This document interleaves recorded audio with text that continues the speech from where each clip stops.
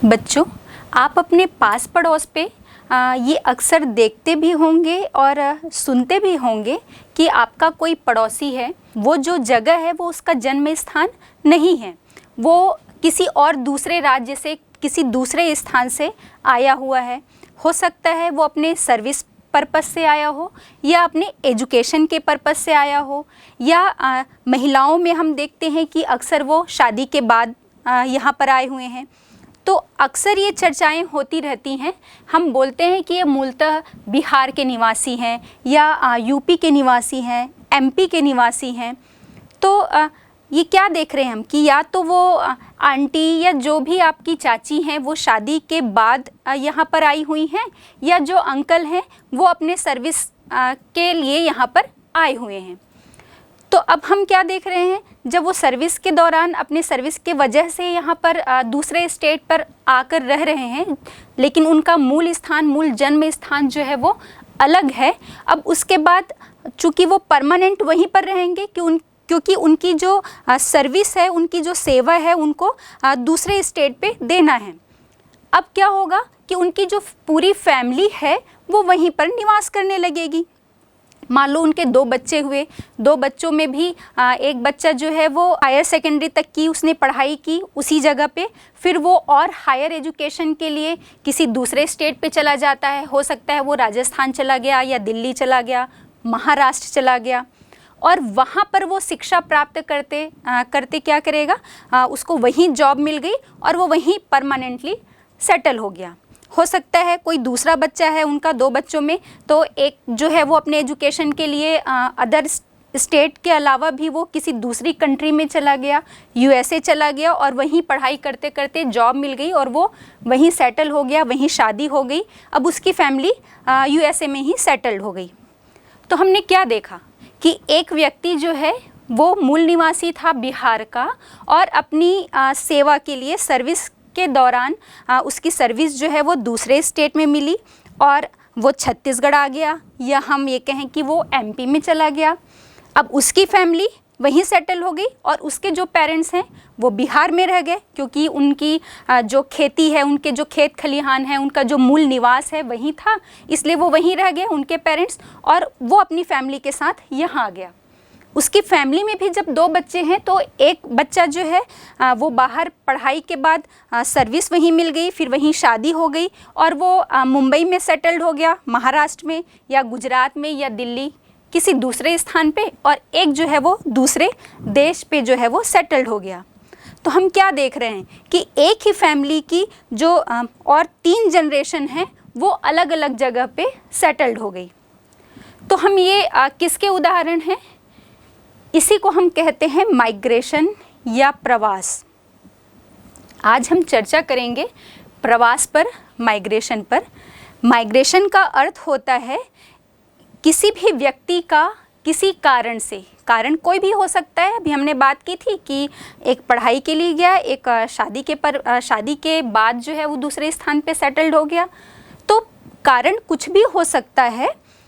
किसी भी व्यक्ति का किसी कारण से एक स्थान से दूसरे स्थान पर चले जाना या वहाँ सेटल्ड होना जो है क्या कहलाता है? प्रवास या माइग्रेशन हम इसे कहते हैं। अब माइग्रेशन भी जो है वो 2 तरह से होता है। एक आप्रवास होता है जिसे हम इमिग्रेशन कहते हैं, और दूसरा जो है वो उत्प्रवास होता है जिसे हम एमिग्रेशन के नाम से जानते हैं। यहाँ पर एक आप छोटा सा पिक्चर देख रहे होंगे। इसमें क्या दिख रहा है? एक जगह पे एक कोई स्थान है, उस स्थान पर दूसरे स्थान से व्यक्ति आकर निवास कर रहे हैं, और उसी स्थान से दूसरे स्थान को व्यक्ति जो है वो जा रहा है।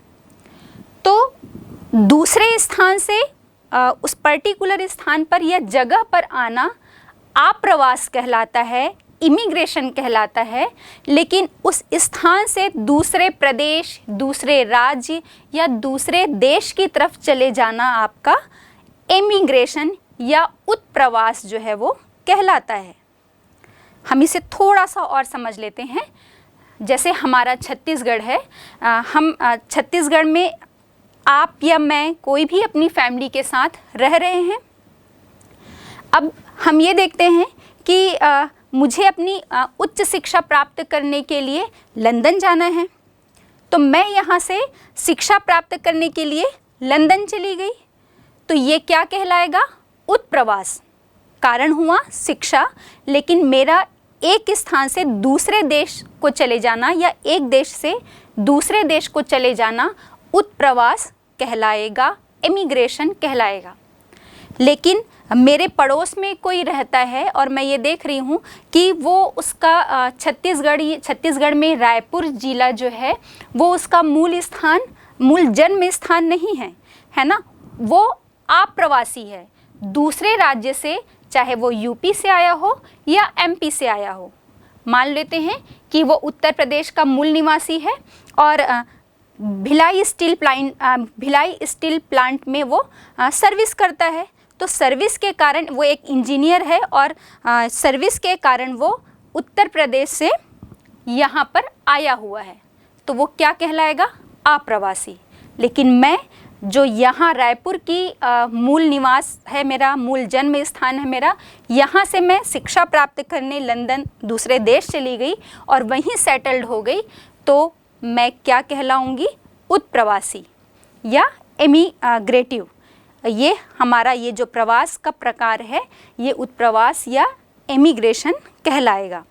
तो आई होप ये चीज़ आपको दो जो प्रकार हैं आपको बहुत अच्छे से क्लियर हो गए होंगे।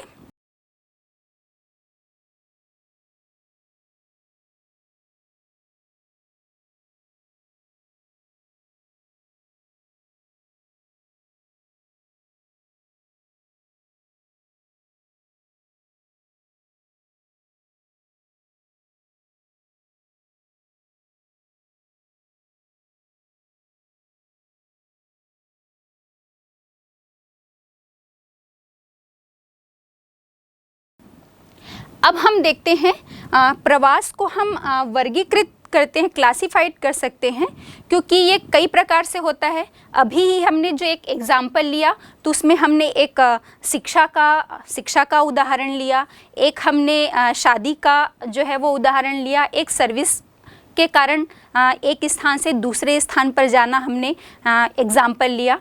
तो वर्गीकरण जो हम करेंगे, कारण तो उसमें अलग अलग होंगे ही, लेकिन प्रवास जो है इसको हम दूरी या अवधि और समय के आधार पर वर्गीकृत करते हैं। दूरी के आधार पर इसका छोटा सा एग्जाम्पल हम देखते हैं कि आपके दरवाजे पर एक सब्जी वाला आता है, भाजी वाली आ रही है, बहुत सारी वैरायटी की भाजियां वो लेकर रोज़ आती है और आप उनसे भाजियां लेते हैं, और वो आपके पर्टिकुलर उस शहर की नहीं है, आपके शहर के आसपास गांव की है। तो वो क्या कर रही है? कम अवधि का और कम दूरी का प्रवास कहलाएगा। मतलब वो अपनी सेवा देने के लिए, अपने कार्य के लिए वो क्या कर रही है? अपने आसपास के क्षेत्र से या अपने आसपास के क्षेत्र की तरफ वो प्रवास कर रही है सब्जी बेचने के लिए। दूध वाले का भी एग्जाम्पल हो सकता है, क्योंकि वो क्या कर रहे हैं? वो रोज़ आ रहे हैं, अवधि भी कम हुई, समय उन्हें हो सकता है जिस स्थान से वो आ रहे हैं वो 1 घंटे का रास्ता हो, लेकिन वो अपने कार्य के लिए उस स्थान से दूसरे स्थान की तरफ आ रहे हैं। तो ये क्या हो गया? अवधि कम हुई और दूरी भी कम हुई। कम समय के लिए आ रहे हैं, वो सुबह आ रहे हैं और दोपहर तक अपने मूल निवास में वापस चले जा रहे हैं। तो प्रवास को हम दूरी और अवधि के आधार पर भी वर्गीकृत करते हैं। अब ये तो हमने एग्जाम्पल ले लिया कि ये दूरी और अवधि का, कम अवधि का। अब लंबी अवधि में भी ले सकते हैं हम अक्सर सब्जी मार्केट में जाते हैं, या हम ये भी देखेंगे कि जब हम मार्केट जाते हैं या किसी शॉप में जा रहे हैं और बातचीत के दौरान हमको पता चलता है कि वो जो दुकानदार है वो यहाँ छत्तीसगढ़ या आपके रायपुर का नहीं है, वो कहाँ का है? वो बिहार से आकर यहाँ बसा हुआ है। वो किस लिए? क्योंकि वहाँ उसे रोज़गार नहीं मिला था, वो रोज़गार की तलाश में छत्तीसगढ़ आया और यहीं उसने अपना एक छोटा सा बिजनेस शुरू कर लिया। या हम इसमें भी बात कर सकते हैं, हम जो फल वाले ठेले बहुत या सब्जी वाले भी जो हमको मिलेंगे मार्केट में, उससे भी हमको कई बार पता चलता है कि वो यूपी के किसी डिस्ट्रिक्ट का होगा या बिहार के किसी डिस्ट्रिक्ट का होगा या अन्य किसी राज्य का भी हो सकता है। तो ये कार्य के लिए आ रहे हैं, तो वो रोज़ डेली अप डाउन तो वहाँ से नहीं कर सकते, यूपी से छत्तीसगढ़ तो वो डेली अप डाउन नहीं कर सकते, वो एक पीरियड के लिए यहाँ पर आते हैं और अपना कार्य, अपनी कमाई के आय का सोर्स उनको मिल गया, आय उन्होंने प्राप्त की और उसके बाद वो मूल निवास पे अपने चले जाते हैं। तो इसमें क्या हो गया, अवधि भी अधिक हुई, वो 3 महीने 4 महीने आकर रहते हैं फिर वापस चले जाते हैं, और दूरी भी इनकी अधिक हो गई क्योंकि वो एक राज्य से दूसरे राज्य तक आ रहे हैं। हम अपने छत्तीसगढ़ के अलग अलग गांवों में भी देखते हैं, आप अक्सर जाएंगे तो चूँकि हमको पता है कृषि प्रधान देश है और हमारे छत्तीसगढ़ में विशेषकर अधिकतर क्षेत्रों में हम देखेंगे कि धान की एक फसल जो है वो ली जाती है। तो मैं तो अपने गांव जाती हूं तो अक्सर मुझे ये देखने को मिलता है कि अगर मैं जनवरी और दिसंबर के विशेषकर जनवरी के महीने की बात करते हैं, दिसंबर लास्ट या जनवरी के महीने में मैं अपने गांव गई तो मुझे वहां कोई भी मजदूर जो है वो कार्य करने के लिए नहीं मिलता। पता चलता है कि वो कमाने खाने के लिए दूसरे स्टेट पे चले गए हैं, चाहे वो आंध्रा चले गए हों या बेंगलोर चले गए हों या दिल्ली जाएं या फिर वो यूपी जाएं। तो हम अपने छत्तीसगढ़ के विशेषकर ग्रामीण क्षेत्रों में हम ये देखते हैं कि जब 6 महीने धान की फसल वो लेते हैं तब तक वो अपने गांव में ही कृषक या कृषक मजदूर के रूप में कार्य करते हैं और आय तो अपने जीवन यापन करने के लिए आय तो सभी को चाहिए।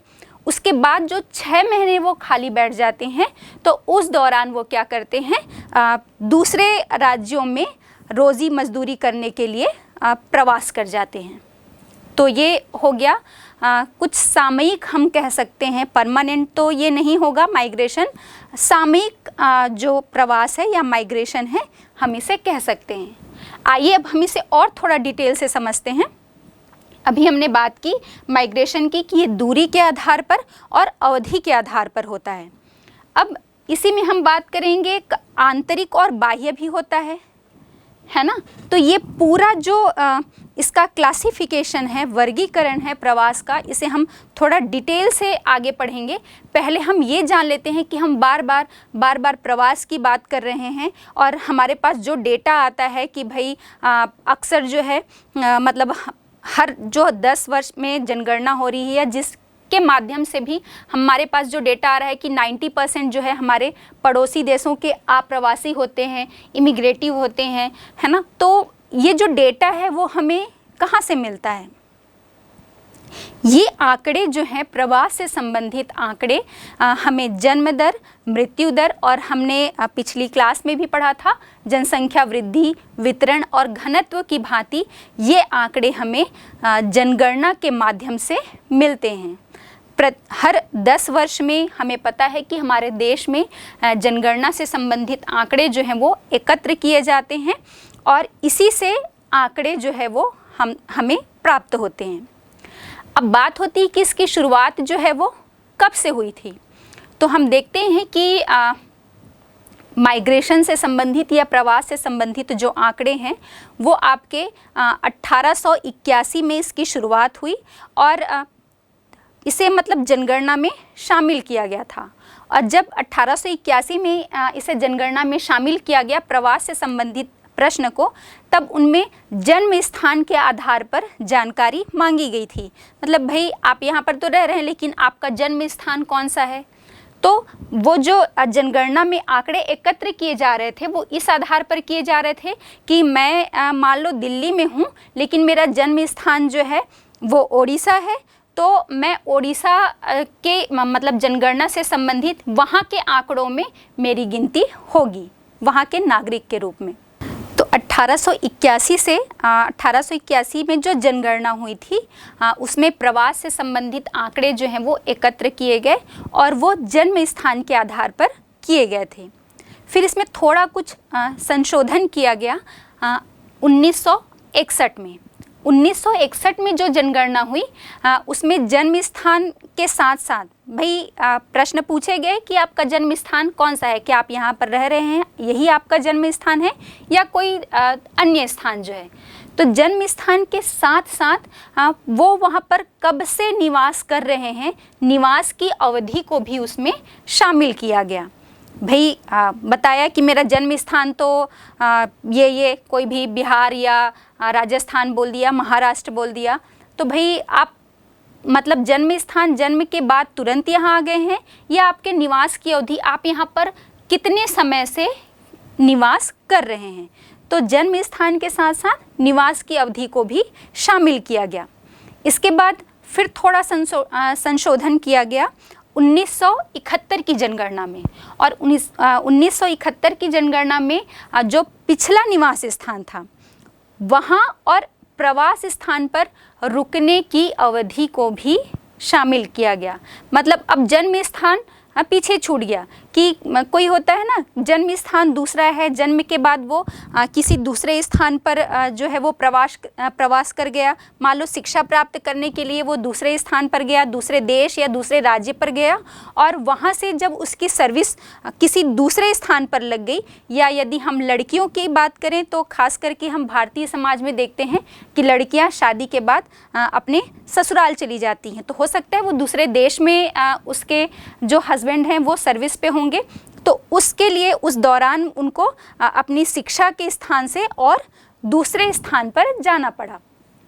तो 1971 की जनगणना हुई, वहाँ पर उस समय में मतलब पिछले निवास स्थान से प्रवास स्थान पर रुकने की अवधि को भी काउंट किया गया, या उससे संबंधित जो जानकारी है वो एकत्र की गई। इसके बाद 1981 से लेकर अभी तक जो जनगणना हुई है उसमें इन बातों को शामिल किया गया है जो हमने ऊपर देखे कि जन्म स्थान, निवास की अवधि, और उसके बाद फिर पूर्व जो और उसका दूसरा प्रवास किया गया स्थान है वहाँ पर जो अवधि है उसके साथ साथ प्रवास का कारण क्या है, ये जानकारी भी इसमें एकत्र की गई कि भाई क्या आप शिक्षा के उद्देश्य से आए हैं यहाँ पर, या सर्विस के उद्देश्य से आए हैं, या जो लड़की है वो शादी के कारण शादी के बाद यहाँ पर आकर रहने लगी है। तो ये जो प्रवास का कारण था उसे भी इसमें शामिल किया गया 1981 में, और तब से लेकर अभी तक ये है। और अब 2021 की जो जनगणना होगी तो उसमें भी इन बातों को शामिल किया जाएगा। अब गणना का आधार क्या होता है, हम अपने भारत में देखेंगे तो भारत में जो जनगणना की जाती है उसमें प्रवास से संबंधित जो आंकड़े एकत्र किए जाते हैं उसके दो आधार होते हैं। पहला जन्म का स्थान, और जन्म के स्थान के साथ साथ निवास का स्थान। जन्म का स्थान वो ऐसे होगा कि आपसे जानकारी पूछी जाएगी कि भाई आपका जन्म स्थान कौन सा है। यदि जन्म स्थान जो है जहाँ पर जनगणना से संबंधित आंकड़े एकत्र किए जा रहे हैं उस गणना स्थल से जन्म का स्थान जो है वो भिन्न है या अलग है, दूसरा है, तो उसे जीवन पर्यंत प्रवासी माना जाता है। और दूसरा निवास के स्थान पर किया जाता है, तो निवास स्थान अभी हाल फिलहाल में वो जिस स्थान पर निवास कर रहा है उसके पहले जहाँ पर उसका निवास था, तो जो पिछला निवास स्थान जो है उसका वो तो जन्म स्थान से भिन्न हुआ ही, तो पिछला निवास का भी स्थान अगर भिन्न हो गया वर्तमान निवास स्थान से, तो इसे निवास स्थान के अनुसार प्रवासी माना जाता है। तो ये दो आधार हैं भारत में प्रवास से संबंधित जो आंकड़े हैं वो एकत्र करने के। अब हम बात करते हैं इसकी स्ट्रीम पर, है ना। पहले हम देख लेते हैं माइग्रेशन का जो क्लासिफिकेशन हम देख रहे थे उसमें हमने दो चीज़ों पर बात की थी कि दूरी के आधार पर और दूसरा अवधि के आधार पर। अवधि के आधार पर और एक जो सामान्य वर्गीकरण होता है प्रवास का वो है आपका आंतरिक, और दूसरा होता है बाह्य प्रवास। तो हमने दूरी के आधार पर देख लिया कि कम दूरी का और अधिक दूरी का अवधि के आधार पर भी हमने कुछ एग्जाम्पल्स देखे कि कम समय के लिए किया गया प्रवास और अधिक समय के लिए किया गया प्रवास। आप में से बहुत सारे बच्चे भी अपनी शिक्षा प्राप्त करने के लिए दूसरे स्थान से आते होंगे, अपने आसपास के शहरों से। और नेचुरली है कि जो ग्रामीण क्षेत्र के निवासी हैं वो हम हायर सेकेंडरी तक की शिक्षा जो है अपने गांव या अपने छोटा कोई शहर है जहां पर वो रह रहे हैं वहां प्राप्त करते हैं। फिर निश्चित रूप से अगर उन्हें उच्च शिक्षा प्राप्त करनी है तो उन्हें अपने शहर या गांव से निकलकर बाहर दूर किसी महानगर या बड़े शहर या शहर की तरफ जो है वो प्रवास करना ही पड़ता है। तो ये हो गई दूरी और अवधि के आधार पर। अब जो सामान्य वर्गीकरण हम देखते हैं उसमें अभी मैंने बताया कि एक होता है आंतरिक प्रवास जिसे हम इंटरनल माइग्रेशन कहते हैं, और दूसरा होता है बाह्य प्रवास या हम जिसे इंटरनेशनल माइग्रेशन के नाम से जानते हैं। इंटरनल माइग्रेशन या आंतरिक प्रवास कब होगा? जब एक राज्य के अंदर ही एक ही राज्य के जो लोग हैं वो एक स्थान से दूसरे स्थान, एक जिले से दूसरे जिले की तरफ जब स्थानांतरित होते हैं या जाते हैं तो हम उसे आंतरिक प्रवास या इंटरनल माइग्रेशन कहते हैं। इसे हम फिर उदाहरण से समझ सकते हैं कि मान लो हमारे शहर में, हमारे स्कूल में एक भाटापारा से लड़की आ रही है शिक्षा प्राप्त करने के लिए, है ना। तो राज्य तो एक ही हो गया, है ना। या वो हो सकता है कि धमतरी से रायपुर आई हो या धमतरी से बिलासपुर गई हो या बिलासपुर से रायपुर आई हो। तो एक राज्य के अंदर ही ये प्रवास हो रहे हैं तो हम इसे इंटरनल माइग्रेशन जो है वो कहते हैं। लेकिन जब अच्छा, इसमें हम एक चीज़ और समझ लेते हैं। इंटरनल माइग्रेशन में भी हम ये देखते हैं कि दो तरह से होता है। दो तरह से मतलब एक तो अंतर्राज्यीय होता है और दूसरा अंतर्राज्यीय। अंतर्राज्यीय मतलब एक राज्य के अंदर हो रहा है, एक ही राज्य के अंदर, जैसा हमने अभी उदाहरण लिया कि हम या तो बिलासपुर से रायपुर गए, रायपुर से भिलाई गए, है ना, या दुर्ग से कोई बिलासपुर आया कार्य के पर्पज से या शिक्षा प्राप्ति के उद्देश्य से। कारण कुछ भी हो सकता है ना। तो ये हो गया अंतर्राज्यीय, राज्य के अंदर। अब अंतर्राज्यीय में एक देश के अंदर एक राज्य से दूसरे राज्य की तरफ जो है प्रवास होता है तो हम इसे अंतर्राज्यीय प्रवास कहते हैं। अब हम बात करते हैं इंटरनेशनल माइग्रेशन या हम जिसे बाह्य प्रवास कहते हैं। मतलब एक देश से दूसरे देश की तरफ जो प्रवास होता है वो आपका इंटरनेशनल माइग्रेशन या बाह्य प्रवास के नाम से जाना जाता है। अभी इसमें भी हमने थोड़ी चर्चा की थी कि या तो हम सर्विस के लिए या बहुत उच्च शिक्षा प्राप्त करने के लिए हम यूएसए चले गए, कनाडा चले गए, ब्रिटेन चले गए, है ना। मतलब कहीं और दूसरे स्थान पर हम अपने देश से दूसरे देश की तरफ जब जाते हैं, कारण फिर से रिपीट करूंगी मैं कि कारण कुछ भी हो सकता है, या तो वो सर्विस हो सकती है या फिर आपका कोई बिजनेस हो सकता है ना। आप अक्सर देखते होंगे जब ठंड का समय होता है तो आपके शहर में जो हम बोलते हैं ना कि तिब्बती उलन मार्केट लग गया, तो तिब्बत से बहुत सारे, चूँकि वहाँ पर वो जो ऊन होता है उससे बने जो स्वेटर हैं, शॉल हैं, वो बहुत अधिक मात्रा में हैं और ठंड के दिनों में वो अपना उनका बिजनेस है आय प्राप्त करने के लिए, वहाँ से वो सामान लेकर अलग अलग राज्यों की तरफ प्रवास करते हैं, जिन्हें हम अपने राज्य में भी देखते हैं। और जैसे ही वो आते हैं तो हम कहते हैं कि भी ठंड के समय में तिब्बती उलन मार्केट लग गया, हमें कोई भी शॉल लेना है, स्वेटर लेना है, तो हम वो मार्केट में जाते हैं। तो ये दूसरे देश से प्रवास कर रहे हैं और किस उद्देश्य से कर रहे हैं, वो उनका बिजनेस हो गया है ना, अपने सामान को वो बेचने के लिए हमारे राज्य में आ रहे हैं। तो ये कुछ उदाहरण हो गए इंटरनल और इंटरनल माइग्रेशन के और इंटरनेशनल माइग्रेशन के। अब हम ये देखते हैं कि जो आप्रवास होता है, यदि हम अपने भारत के संदर्भ में देखेंगे तो सबसे अधिक जो आप्रवास है उसमें महाराष्ट्र जो है वो पहले स्थान पर है। मतलब महाराष्ट्र में बहुत सारे लोग जो हैं वो प्रवासी के रूप में जाते हैं। और जो यूपी है या उत्तर प्रदेश जो है वो उत्प्रवास में सबसे पहले स्थान पर है। मतलब यूपी के उत्तर प्रदेश से बहुत सारे लोग जो हैं वो अपने राज्य से दूसरे राज्य या आपके हम कहें दूसरे देश की तरफ जो है वो उत्प्रवास करते हैं। हम यहाँ पर एक बात चर्चा कर लेते हैं। अगर हम भारत के संदर्भ में प्रवास की चर्चा करेंगे तो हमारे भारत में इंटरनेशनल माइग्रेशन जो है वो बहुत कम है, अंतर्राज्यीय प्रवास ही अधिक होता है।